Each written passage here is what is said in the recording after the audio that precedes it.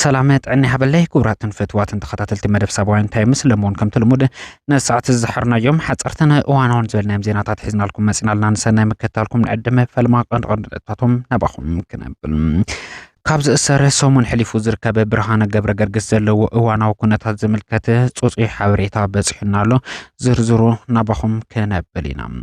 بخالي وقنا نا ايرترا نقفه اب تግራይ بشمون تقرشي يشرف له نزبل بوغن تግራይ حدش ملاشتو هايبلو زرزرو كسمعهم ازراراب وسانه لعلو تعززت سراويت مكلخال تግራይ قدمي حد عمت انتي مسل حز تفطيرو زلو حدش تمع بالتات كمز غداي انتي يتأساسرو بسفحو كنملكتو اينا تيك توك نتكالات امريكا تشيطلو حدش ازراراب زينا اب مدرخ عالمنا يوم بسفحنا بخم نقربو غداي قون يوم لايك كومنت شير سبسكرايب مغبار كتزنقو ببزلخمو سناي صانحي تكبرلنا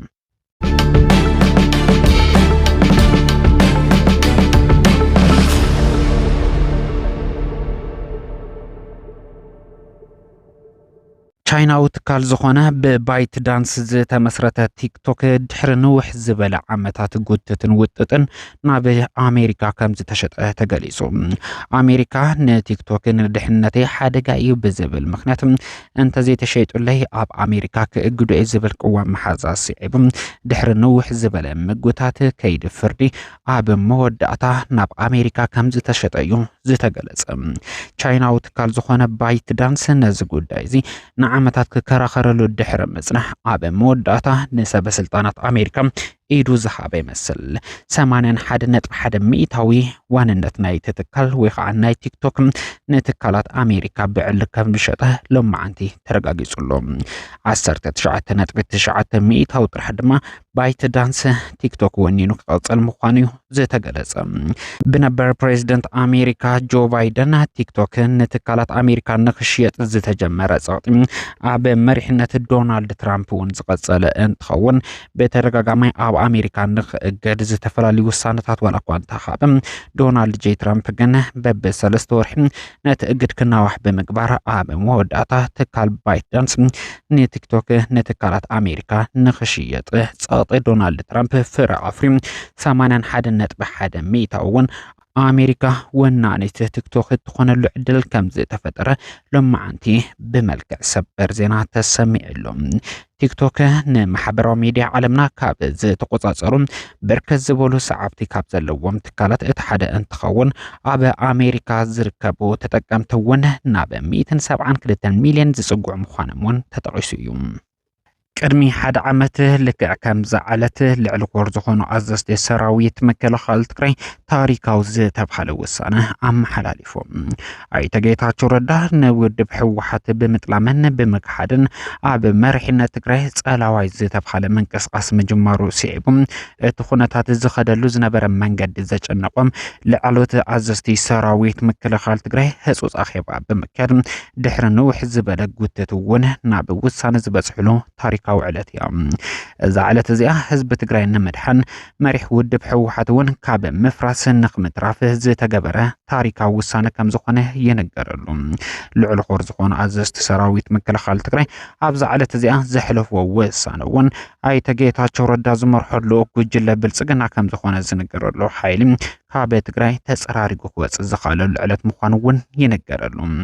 نزل سعيبون بريزيدنت قزيوم من محدار تقري خوينو اندا قلقل زركب ليتنالي جنرال تادس وردم نا اي تجيتها شورد تكيو نا بسلطان نخمصه برز خفتيوم ان اي تجيتاچو رداون بشم حوحت تغولبيبم ككايد وصنحو بوليتيكا منقسقس اب موداتا ايدوم نخبم نحن انا تخكلኛ حوحت نزبل منقسقاسم تطوا بيلم بوليتيكا ودب سمرت نخمسرتو زغدده وسانه مخانون ينقرلو ودب حزبا ويان حرنت تግራይውን በተመሳሳሊ አብ ታሪኩ ገጥሞ ዝነበረ ከቢድ ዕንቅፋት ብምዕላይ ተወዲቡ መስዝቡ ተቃሊሱም ኣብ ውሽጥ ኣትዩ ዝነበረ ጸገም ነቂሉ ብምውጻም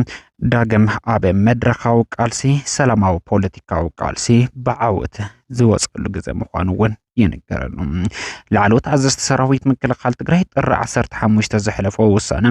ዝደንጎየ ዋላኳ እንተኾነም ትክክለኛ ውሳነ ከም ዝኾነ እውን በብርክት ዝበሉ ተወለድቲ ትግራይ ዝእመነሉ ጉዳዩ ናይ ኤርትራ ባጤራ ዝኾነ ናቕፋ ኣብ ዕዳጋ ትግራይ ይንቀሳቐስ ከም ዘሎ ዝተፈላለዩ ክስታት እንዳስምዑ ይርከቡ። ኣብ መንጎ ኤርትራን ትግራይን ዝተጀመረ ጽምዶ ስዒቡ ርክብ ህዝብን ህዝቢ ደሚቁን ጠንኪሩን ዝቐጸለ እንትኸውን ነዚ ምንቅስቓስ እዚ ንኽፈርስ ወይ ከዓ ንምዕንቃፍ ሰፍሕቲ ወፍርታት እንዳተኻየዱ ይርከቡ። ናይዚ መቐጸልታ ብዝመስል መልክዕ እውን ብኣይተ ጌታቸው ረዳ ምስረቱ ዝረኸበ ፖለቲካዊ ውድብ ስምረት ናቕፋ ኣብ ዕዳጋ ትግራይ ምንቅስቓስ ይገብር እዚ ዘይሕጋዊ ተግባር እዩ መንግስቲ ፌደራል ክቆጻጸሮ ይግባእ ዝብል ሰፍሕቲ ክስታት ሒዞም ቀልቀል ኢሎም ይርከቡ። ሓደ ናቕፋ ብሸመንተ ናይ ኢትዮጵያ ብር ይዝርዘርሎ ክብሉ ዝጠቕሱ እዞም አካላት እዚ ፈጺሙ ክትግበር ዘይግብኦ ሓደገኛ ምንቅስቓስ እዩ ብምባል እውን ክስታቶም እንዳስምዑ ይርከቡ። ነዞም ክስታት ስዒቡ ስፍሕ ዝበለ ምላሽ ዝሃበ ቤት ጽሕፈት ንግዲ ትግራይ ፈጺሙ እዚ ጉዳይ እዚ ዘይፈልጦ እዩ ክብል ምላሽ ይብሉሎም። ብርግጽ ካልእ ነገር እንተስራሕ እዚ እንተተግበረ ፈጺሙ ከገርመና ኣይግባን ክብል ዝጠቅስ ቤት ጽሕፈት ንግዲ ትግራይ ይኹን እምበር ናቕፋ ኣብ ዕዳጋ ትግራይ ኣትዩ ምንቅስቓስ ይገብርሎ ንዝብል ክሲ ፈጺሙ ዘይፈልጦ ጉዳይ ከም ዝኾነ ጠቒሱሎ። ብርግጽ ነቲ ጉዳይ ዘይሕጋውነቱ ዝኣመነ ቤት ጽሕፈት ንግዲ ትግራይ ናቕፋ ናይ ኤርትራ እዩ ኣብ ትግራይ መጺኡ እውን ንግዳዊ ምንቅስቓስ ዝገብረሉ ዝኾነ ይኹን ሕጋዊ ድጋፍ የብሉን ክብል ዝገለጸ እቲ ቤት ጽሕፈት በዚ መንጽር ናቕፋ ኣብ ትግራይ ክሰርሐሉ ዝኽእል ሕጋዊ ፍቃድ የብሉን ክብል ጠቒሱሎ። ይኹን እምበር ኣብ ትግራይ ብርክት ዝበሉ ዘይሕጋዊ ተግባራት ከም ዝፍጸሙ ዝጠቀሰ እቲ ቤት ጽሕፈት ናቕፋ እውን ኣብ መሬት ትግራይ ኣትዩ ኣብ ንግዳዊ ወፍርታት እንተተረኺቡ ብዙሕ ዘገርም ኣይኾነን ክብል እዩ እቲ ቤት ጽሕፈት ዝጠቐሰ።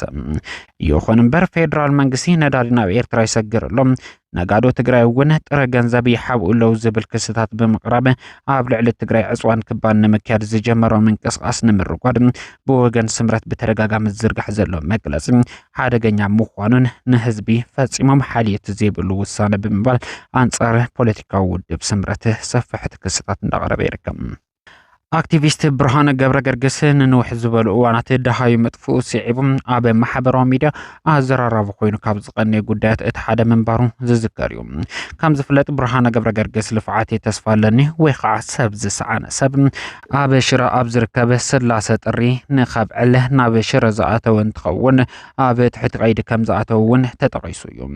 ምዚ ጉዳይ ተታሒዙ ብርክት ዝበሉ ሓበሬታ ክወፁ ጸኒሖም እዮም።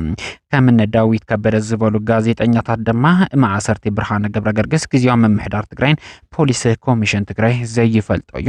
ብውልቀ ጀነራላት ዝተወሰደ ስጉምቲ ዝብል ኣዘራራቢ ዝተብሃለ ካብ ሓቂ ዝረሓቐ ሓበሬታ ከሰራጭው ተራእዮም እዮም። ይኹን እምበር ሕዚ ዝበፅሐና ጭቡጥ መረዳእታ ከም ዘመላኽቶም ብርሃነ ገብረገርግስ ልፍዓት ተስፋለኒ ወይ ከዓ ሰብ ዝሰኣነ ሰብ ብወተሃደራዊ ጥሕሰት ዲሲፕሊን ተጠርጢሩ ኣብ ትሕቲ ቁፅጥር ከም ዝርከብ ተገሊጹሎ። ብርሃነ ገብረገርግስ ሕዚ ዘለዎ ኩነታት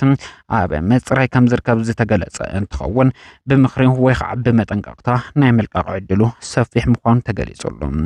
ናይ ግንባር ምዕራብ ዲሲፕሊን ኮሚቴ እውን ነቲ ጉዳይ ይምርምር ከም ዘሎ ዝተገለጸ እንትኸውን ብርሃነ ገብረገርግስ ዝፈጸመ ጥሕሰት ዲሲፕሊን ብምኽርን ብመጠንቀቕታን ንኽልቀቕ ዕድል ዝኸፍት ምዃኑ ዋላ እኳ እንተተጠቐሰ እቲ ምርመራ ውፅኢት ክብድ ዝበለ ኮይኑ እንተተረኺቡ ናብ ወተሃደራዊ ቤት ፍርዲ ከም ዝቐርብ እውን ሕዚ ዝበፅሐና ሓበሬታ የመላኽት። ካብዚ ወፃኢ ግን ዝዝርግሑ ዘለዉ ካብ ሓቂ ዝረሓቑ ሓሶት ዝኾኑ ሓበሬታታት ቅድሚ ሕዚ ብርሃነ ገብረገርግስ ንዝገብሮም ዝነበሩ ቃልስታት ዝቃወሙ ዝነበሩ ኣካላት ምንባሮም ዝፍለጥ እንትኸውን ሕዚ ከዓ መሪሕነት ትግራይ ንምፍራስ ኣብ ዝግበር ዘሎ ምንቅስቓስ ተሓላቕቲ ብርሃነ ገብረገርግስ መሲሎም ቅልቅል ዝበሉ ኣካላት ነቲ ጉዳይ ኣብ ምጉሃር ይርከቡ።